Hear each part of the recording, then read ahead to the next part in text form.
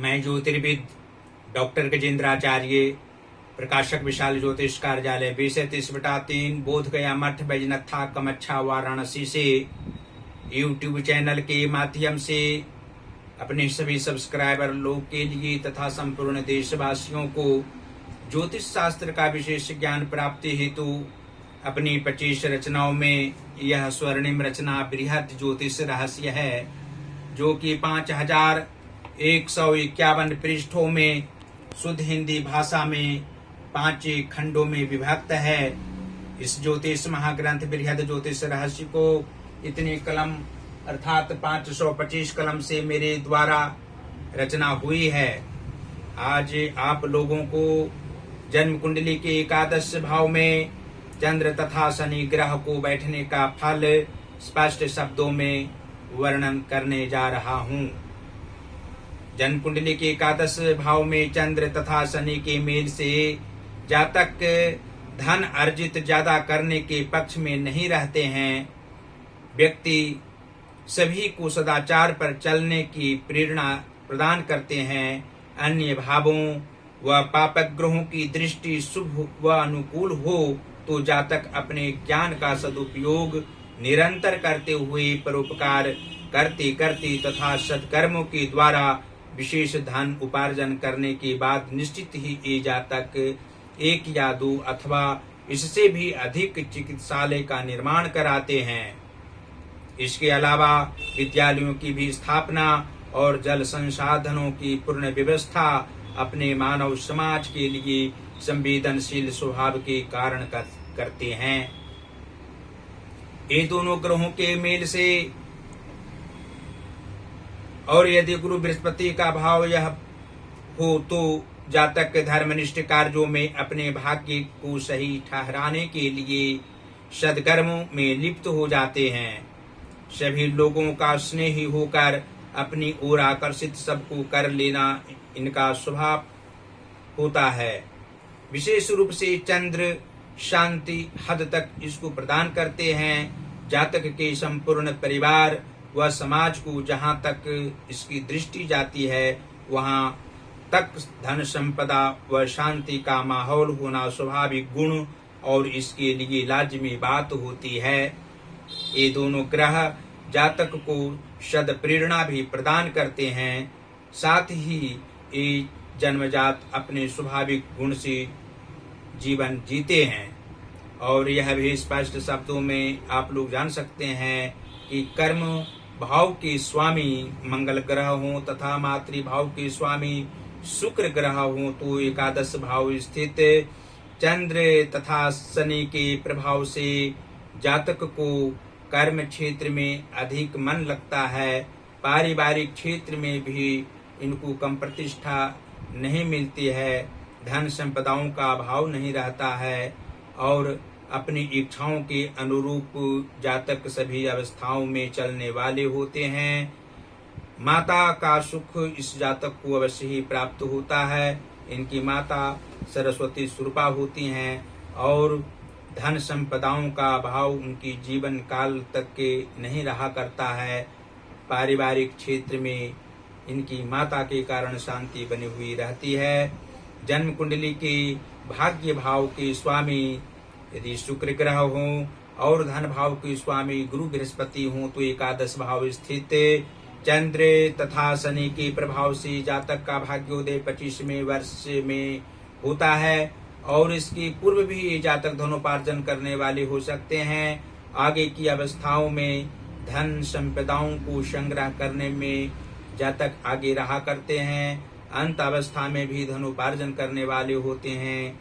इनकी इच्छाओं के अनुरूप सहयोगी जन युवावस्था से आगे भी चला करते हैं। जातक के प्रारंभिक काल से ही प्रतिभा संपन्न होते हैं।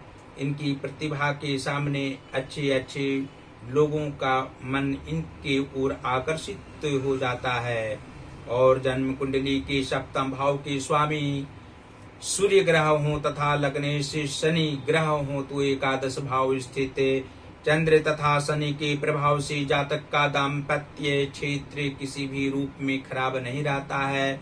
सुखमय जीवन मध्यावस्था के उपरांत भी व्यतीत होना स्पष्ट है। सूर्य की कृपा जातक पर हमेशा बनी हुई रहती है। विद्या काल से लेकर आगे की अवस्थाओं में भी जातक को सूर्य के साथ साथ चंद्रमा की भी असीम कृपा अवश्य ही रहा करती है।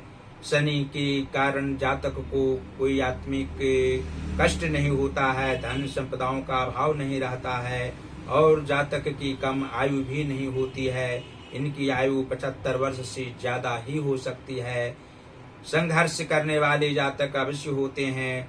और अंत में फिर यह आप लोग जान सकते हैं कि जन्म कुंडली के लाभ भाव के स्वामी गुरु बृहस्पति हों तथा विद्या व संतान भाव के स्वामी बुध ग्रह हों तो एकादश भाव स्थित चंद्र तथा शनि के प्रभाव से जातक को लाभकारी व्यक्ति होना स्पष्ट है।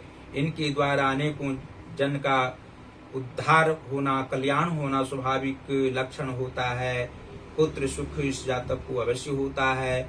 विवाह के उपरांत पुत्र उत्पन्न होना और पुत्र के द्वारा वृद्धावस्था में सभी प्रकार के सुख प्राप्त होना भी स्पष्ट है। और जन्म कुंडली के पराक्रम भाव के स्वामी मंगल ग्रह हों तथा रोग व शत्रु भाव के स्वामी चंद्रमा हों तो एकादश भाव स्थित चंद्र तथा शनि के प्रभाव से जातक को पराक्रमहीनता कभी भी किसी भी काल में नहीं आ सकती है।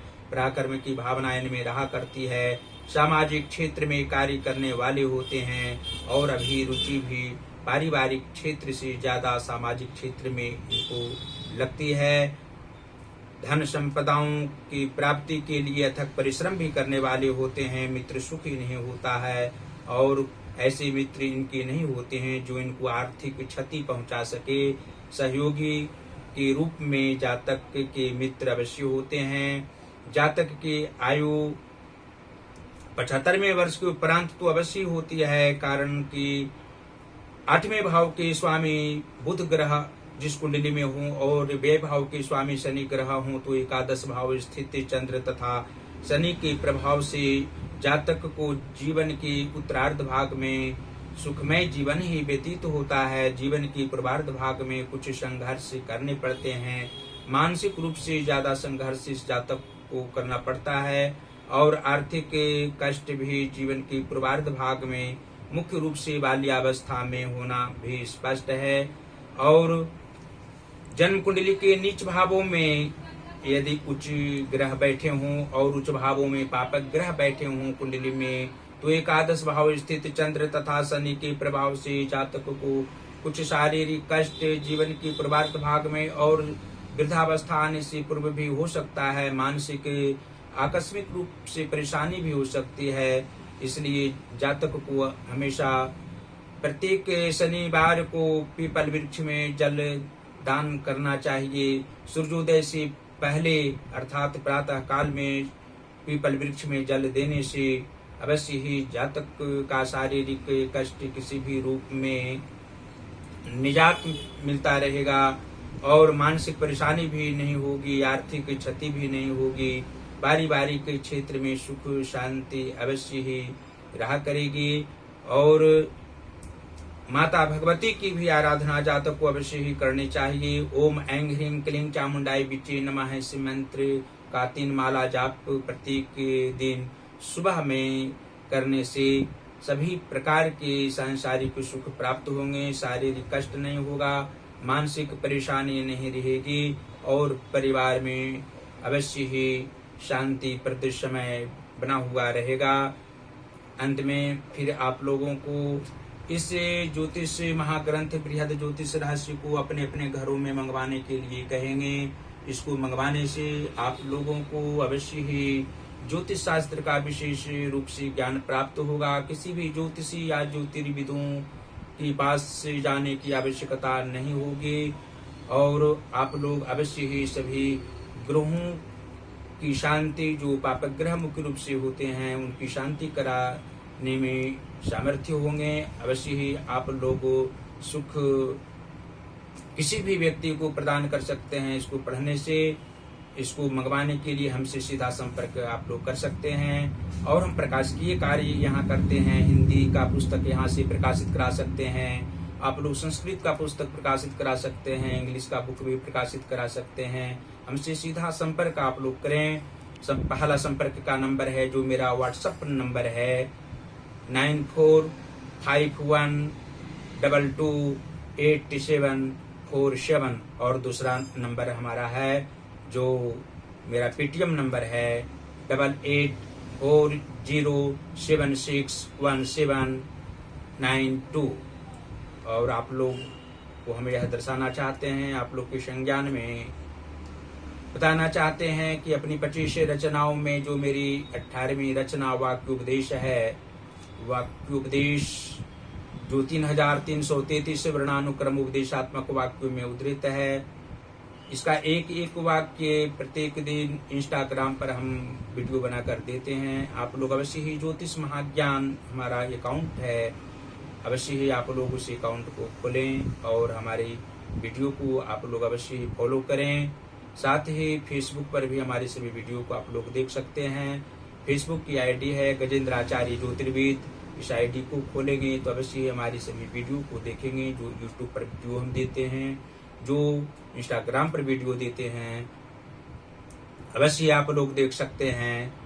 और जो ज्योतिष महाज्ञान हमारा चैनल है उसको अवश्य ही आप लोग सब्सक्राइब करें। घंटे का बटन दबाना कदापि ना भूलें। हमारी सभी वीडियो को आप लोग शेयर भी करते रहें। देवादिदेव महादेव भगवान श्री काशी विश्वनाथ जी की असीम कृपा आप लोगों पर बनी हुई रहे। आप लोग सदैव स्वस्थ रहें, प्रसन्न रहें और हमारी सभी रचनाओं को आप लोग अवश्य ही देखते रहें, सुनते रहें। हमारी वीडियो को अवश्य ही आप लोग लाइक करते रहें। धन्यवाद।